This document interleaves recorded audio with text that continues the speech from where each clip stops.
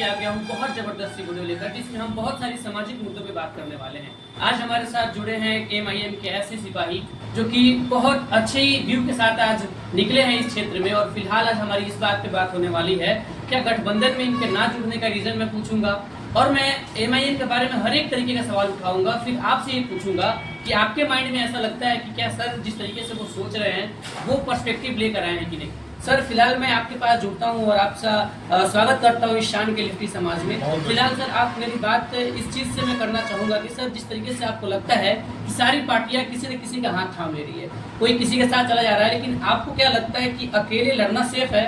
या फिर गठबंधन में क्रैश होने का डर?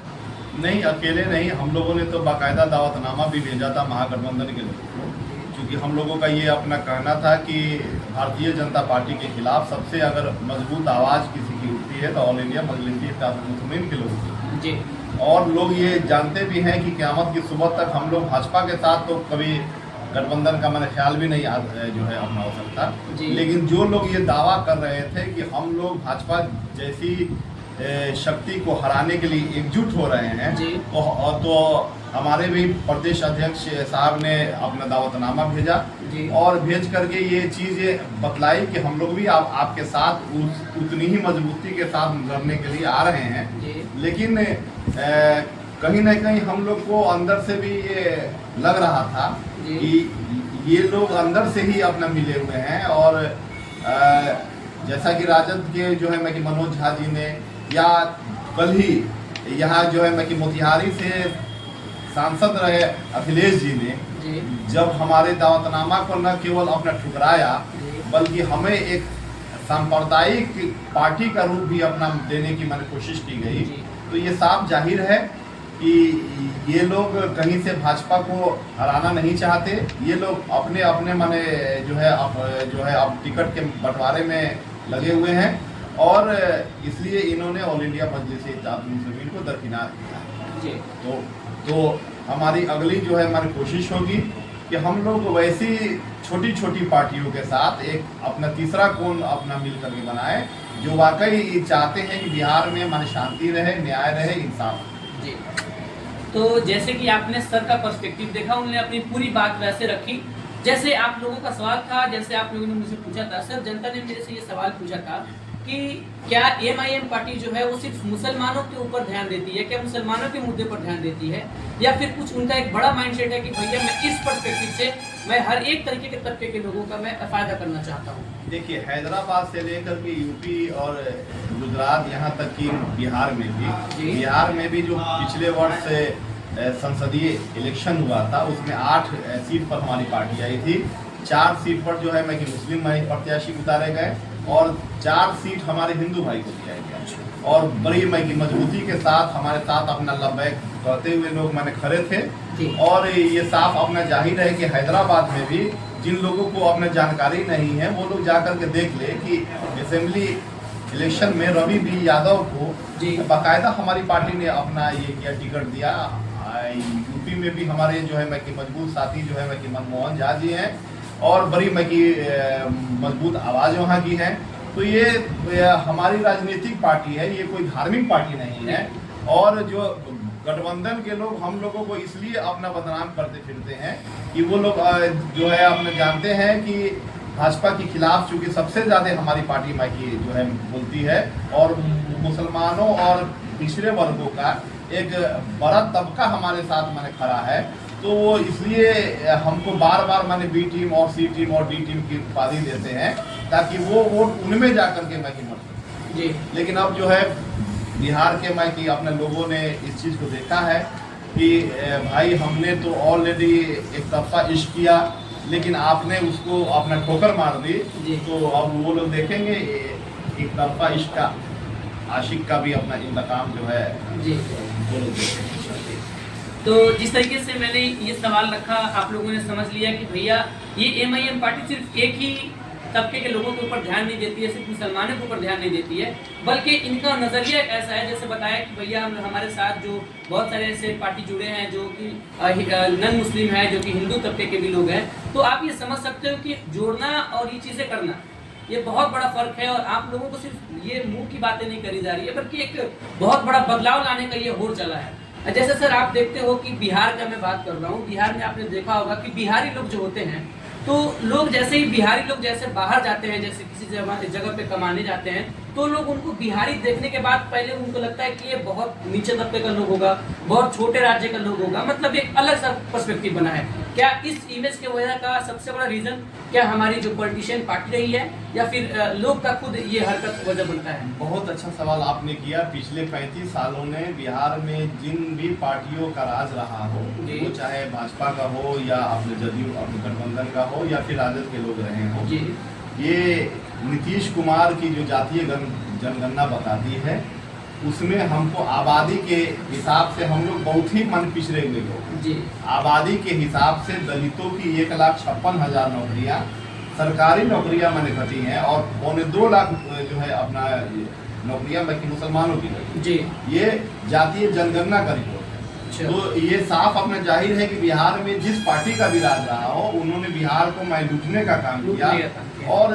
यही वजह है कि हमारे बिहारी आज भी जो है पलायन के लिए मैं कि मजबूर है। कल ही जो है हमको पंजाब के एक हमारे दोस्त ने अपना कहा कि धान के रोपनी का समय हो गया, आपके यहाँ से अपना रोपना के रूप में कुछ लोग आते हैं जिनका फोन नहीं लग रहा है। तो बड़ी संख्या में वो चाहे धान के रोपनी की बात हो, चाहे मैं कि फैक्ट्रियों के जो है मैं कि मजदूरों की बात हो, हमारे लोग यहाँ से वहाँ अपना जाते रहते हैं और अपमानित भी होते रहते हैं। चाहे वो जो है मैं कि मराठा के अपने लोगों के द्वारा अपमान जो है कुछ लोगों के द्वारा उनका अपमान होता रहा, या फिर मैंने गुजरात के भी कुछ वैसे लोग जो अब जानबूझ करके अपना बिहारी को, मजदूर को ये लोग अपना टारगेट माने करते रहते हैं। तो ये हमारे लिए बड़ी दुख की बात है कि बिहार इतना बड़ा स्टेट होते हुए, इतना बड़ा मैन पावर होते हुए, हम लोगों को अपने राज्य में काम नहीं मिल पाता, जिसकी वजह से लोग बाहर पलायन को जो है मजबूर है, और वहाँ से हमको इन सब चीज़ों का सामना माने करना पड़ता है। जी, तो जैसे आपने समझा कि मैंने यही सवाल उठाया था कि क्यों बिहार के लोगों को इतने नीचे तरीके से देखा जाता है, या फिर हम बिहारी हैं, या फिर आप जितने भी दर्शक देख रहे हो, ज़्यादातर लोगों के पास ही जब मेरा वीडियो जाएगा तो फिलहाल आप ये देखोगे कि भैया जब बिहारी जाता है किसी जगह पे, तो लोग उसको मतलब ऐसा समझते हैं कि भाई ये छोटे तबके का लोग है, इसकी सिविक सेंस खराब है। इसका रीज़न रहा है भाई कि अगर कोई सक्सेसफुल पर्सन, कोई पढ़ा लिखा इंसान अगर जैसे वो होता है, तो सबसे पहले यहाँ की गवर्नमेंट का ही सबसे बड़ा मैं नजरिया देखता हूँ कि वो चाहते हैं कि ये वहाँ से किसी और जगह ट्रांसफर करके चले जाएं, ताकि वहाँ की वो अर्थव्यवस्था सीधी हो पाए। जब तक कि वो वैसे लोग, वैसे सेंस के लोग अगर हमारी जगह पे, हमारे राज्य में नहीं रहेंगे, तब तक बदलाव तो पॉसिबल नहीं है सर। जैसे आपने देखा कि अब जो बिहार है, पहले का बिहार और अब के बिहार में एक फर्क रहा है कि अब जमाना डिजिटल होता जा रहा है। तो डिजिटल के सेंस में मैं ये सवाल कर रहा हूँ कि सर अब दुनिया तो एक मोबाइल के जरिए जो बिहार है वो पूरा दुनिया देख रही है, और अब बिहार के लोग जैसे हर जगह जाते हैं किसी काम के सिलसिले से, कमाने जाते हैं, जैसा उनका हालत रहता है, फिर भी वो पूरी दुनिया देख चुके हैं। अब उनके माइंड में ये लग रहा है कि हम ऐसे नेता को लेके आए जो कि युवा हो, जिसकी सोच अच्छी हो, जो कि बदलाव करने का सोच रखता हो, ना कि लूटने और खसोटने का कि भैया अपनी जगह बना लिए, अपनी कुर्सी पा लिए, अब चलते हैं बिहार के लोगों को लूटने। क्या अब वो सिलसिला चलता रहेगा या फिर चेंज होने का कुछ सोच आपने रखा है? देखिए, बिहारी बहुत ज़्यादा क्रॉस हो चुके हैं। वो जात और धर्म के राजनीति में उन्होंने अपना राबर, अपना लीडर, ऐसे व्यक्ति को अपने चुन लिया जो कहीं से भी वो उनके हित के बारे में नहीं सोचता है। तो अब जो है बिहार का युवा वर्ग अपना जाग रहा है, वो अपने अधिकारों के लिए खड़ा हो रहा है, और इसमें सोशल मीडिया का काफ़ी बड़ा हाथ है कि लोग अपना देखते हैं कि हमारे बिहार के लोग जो बाहर जो है अपमानित हो रहे हैं, किन किन परेशानियों का उनको सामना करना पड़ रहा है। किसी की अगर माँ की मौत भी हो जाती है तो उसके बॉडी को लाने में जो माने परेशानी होती है, बहुत सारी माने परेशानियाँ होती हैं। तो इस दर्द को बिहार के युवाओं ने समझा है,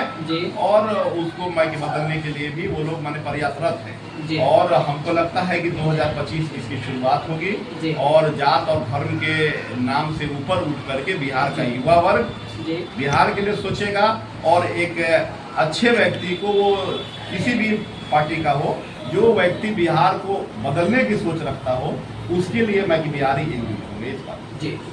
तो जैसे मेरी बात आप समझ पा रहे हो, जैसे मैंने पहले आपसे कहा था, मैंने एक संकल्प लिया था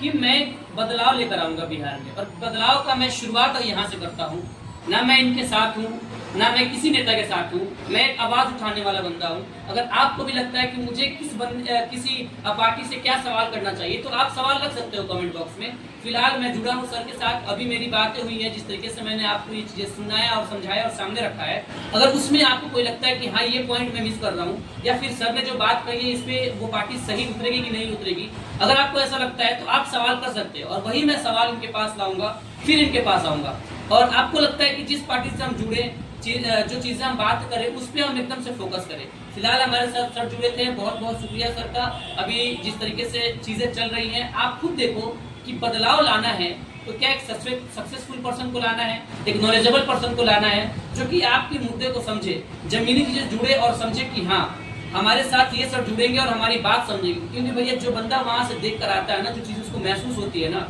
वो जितना बदलाव कर सकता है ना एक कुर्सी पे बैठा इंसान जो सिर्फ ऊपर ही ऊपर टीवी में देखता है कि फलाना जगह क्या करना है और फलाना जगह क्या करना है, वैसे नेताओं ने तो भैया हमारे देश को लूटा है, हमारे इस राज्य को लूटा है। अब इसके बाद बदलाव होना चाहिए कि नहीं होना चाहिए, मिलेंगे फिर हम अगली बार अगले वीडियो में। फिलहाल मैं आप सबका धन्यवाद कहता हूँ, और आप मुझे अगर देख पा रहे हैं तो मेरे चैनल को सब्सक्राइब कीजिएगा, नोटिफिकेशन बेल को ऑन कीजिएगा, और हमेशा की तरह आप मेरे साथ जुड़े रहिएगा। Bye bye.